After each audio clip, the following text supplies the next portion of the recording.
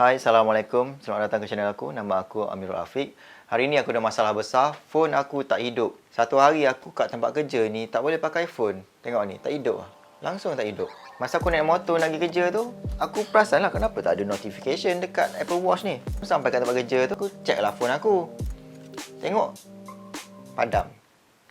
On pun tak hidup. On pun tak hidup. Lepas tu aku masuk office, aku cucuk charger. Cucuk charger pun tak jadi apa.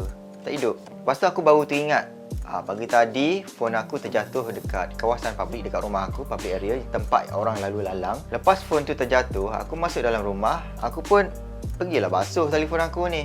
Sebab musim sekarang ni musim coronavirus kan. So aku nak bagi phone aku ni bersih lah. Aku basuh dekat kitchen. Masa basuh tu dia okey lagi. Tapi sampai kat tempat kerja tu dia tak boleh on. Sampai sekarang. Ni aku balik kerja pun tak boleh on ni. Phone 10 ni kalis air IP67. Bukannya aku mandi swimming pool pun, aku just basuh kat permukaan je. Tiba-tiba dah mati lah. Alamak.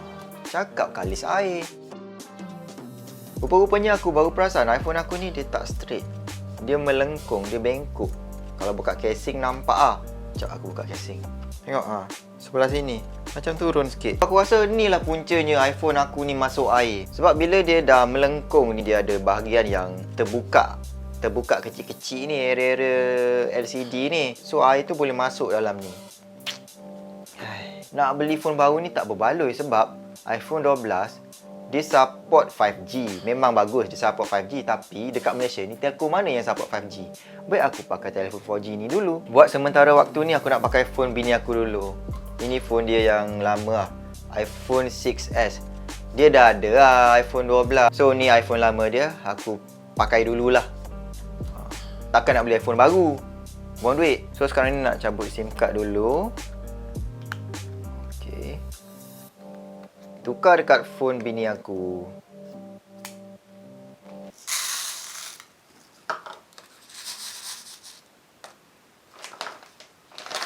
Tambah sikit lagi.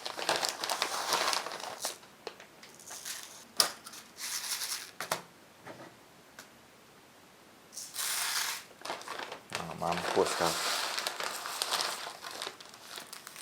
Habis buah aku. Alamak, tumpah lah. Tumpah lah. Janji tak beli phone baru.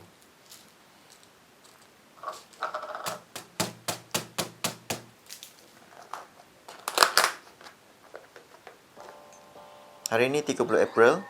Aku letak iPhone tu dalam beras. Nanti aku akan buka balik lah, tengoklah. Esok ke lusa ke. Sebab esok dengan lusa, esok Sabtu public holiday, tak pergi kerja.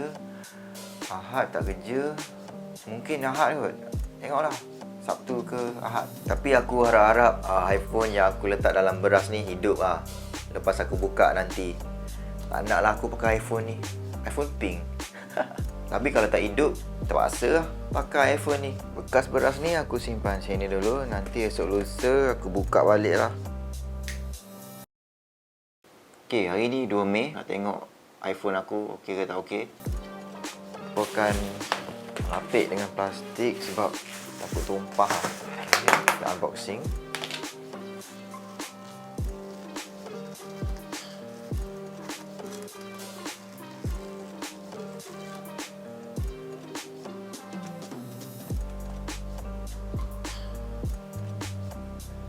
So aku akan, ni macam tiba-tiba on, aku tak on pun dia on. Termasuk beras lah pula dalam ni. Okay, dah tercabut dah. Macam lama je. Wah, Alhamdulillah phone aku dah hidup. Tengok ni, dah hidup lah. Thank you beras. Oh, dia bateri dah habis lah. Sekejap, cucuk charger. Kalau iPhone tu masuk dalam air, korang boleh cubalah letak dalam beras ni. Tapi masalah sekarang ni, aku dah cucuk charger kat iPhone ni, yang baru aku keluarkan daripada beras ni. Tapi sampai sekarang tak hidup-hidup lah. Dia stuck dekat logo Apple tu. Biasa tak macam ni. Tengok, dia kelip-kelip.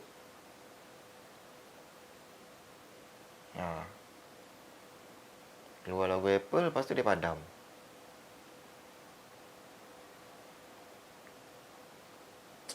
Alamak, macam kena pakai phone ni balik je. Okay, aku berikan dia charge dulu. So, tengoklah esok macam mana. Aku akan set up telefon ni, masukkan Apple ID aku. Tengoklah, pakai iPhone ni dululah.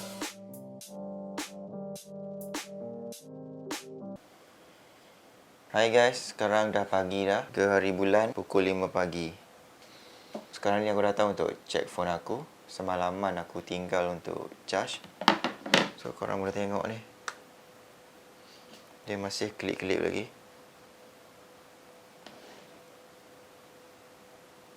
So, dari malam tadi lah macam ni. Sama je.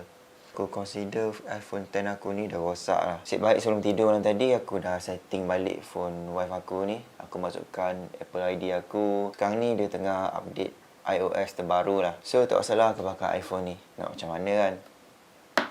iPhone X dah rosak. Asyik baik sebelum tidur malam tadi, aku dah setting balik phone wife aku ni. Aku dah masukkan Apple ID aku. Lepas tu aku backup iCloud dari phone lama masuk ke sini. So, data-data penting insya-Allah tak hilang lah. Sekarang ni dia tengah restore data daripada iCloud. Tak tahu lah berapa lama ni.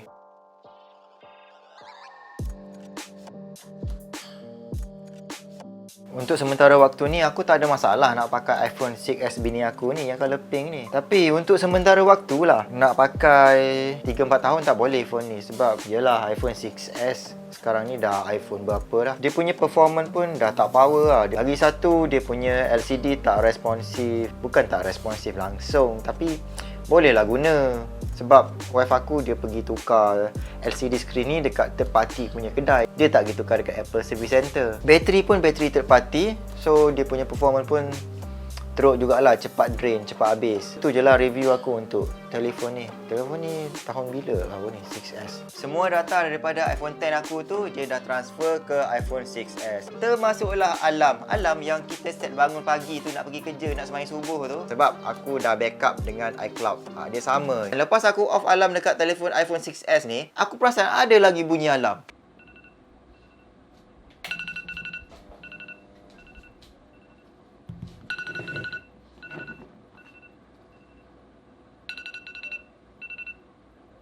Aku cek-cek balik, iPhone X aku bunyi alarm. Mati hidup semula iPhone X aku ni. Ui, dia boleh hidup balik. iPhone X ni semua okey lah, tak ada apa rosak.